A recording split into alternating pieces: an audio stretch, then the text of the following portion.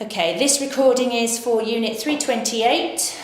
Evidence is for Learning Outcome 3.2, which talks about cleaning or maintaining equipment. Okay, Sean, so can you take me through the process of how you clean the insides of that machine? Okay, so usually when I clean the inside of the machine, first of all, most importantly, you unplug it all, which I've done here, as you can see. Secondly, you then take the lid off, like this. And usually after a period of time, PCs can get quite dusty and it builds up. And the best way to clean that is by using compressed air. Okay, fine. Because you don't want to touch things inside the PC because you might, damage it because it's, very fiddly inside. So to do that, just spray compressed air inside like that, and it then removes all the dust. Okay. So why do you use something like a spray rather than, let's say, a Hoover? Well, with a Hoover, it's sucking things, so it might damage the inside of the PC because there's lots of little things in there that might, take it with the Hoover. Whereas with the compressed air, it's designed to clean PCs and IT equipment. Good. Okay, and it's a blow rather than a suck, isn't it? Yeah, it's a blow as well, so it blows instead of sucking it. Okay, now obviously that PC is not connected to the electricity and maybe has been powered down for some time. Yeah. What if you had just been asked to do that as a job? What must you make sure that you do? Well, you have to make sure you wear an anti-static strap or mat.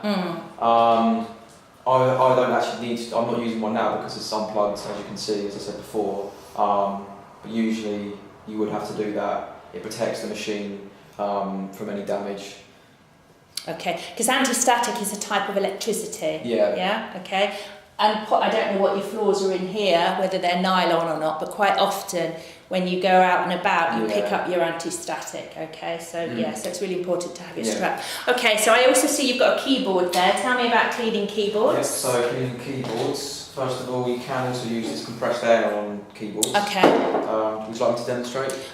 No, I think I'm happy that you know how, or you can just... Yeah, so all the little holes inside here, you normally just spray compressed air with windows and it blows out any little bits and bobs that you don't need. You can also use, little things like a cotton bud, for example, which I don't have now, maybe a needle, or not so much a needle because it might damage it, but cotton bud, something that's not going to damage the inside, something that's not going to poke into it, if you like, something that's sort of smooth and gentle to the laptop. Also, I've got wipes here.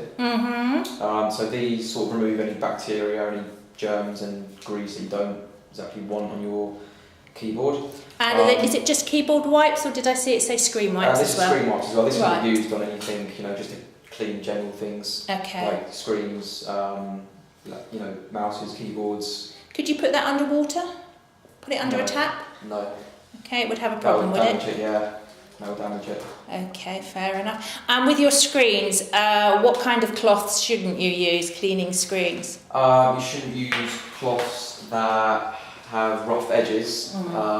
Cloths that, can cause scratches, for example. Can't think of the material itself. Abrasive, yeah, that's what I was thinking of. Normally you just want to use just a normal screen wiper, really. For your monitors. Okay. Now, obviously that's a desktop. Just tell me about where you keep your servers. What kind of environment are your servers kept in? So it's kept in a small little room just over there, server room, and in there that's where all of our servers are based, apart from our backup server. That's not based there. And in there, obviously, there's lots of cabling, lots of wires. Lots of machinery, loud noises. Okay, is it neat and tidy in there? Yeah, fairly neat and tidy. Recently I've actually moved a lot of the equipment out of there and moved it somewhere else just to sort of make it more tidy and just get things out of the way that shouldn't really be there. Okay, and what about the actual environment? Is it hot, cold, what is it? In there it's fairly cold, to be honest, because you got all these servers and machines blowing out air. And what's in there to keep it cold, and why is it kept cold? In there there's air conditioning in there, that keeps it cool, because if it's too hot then the servers might overheat, and obviously if it overheats then bang, it's going to blow up. Okay, and who's got access to the room? Only 4 people, I believe. That's myself, Dan, head of IT, Paul, the main boss of the company, and Lee Matthews. He used to do IT here, but he still works here. He just doesn't do the IT. Right, okay. So do you have instant access, or do you have to let Dan know you need to go in there? I have instant access to it. Right. Yeah. And why is it that only 4 of you have access out of the whole company? Because if we have random people going in there, first of all, it will be dangerous because there's wires, people don't really know what would be in there because they don't do IT as their job.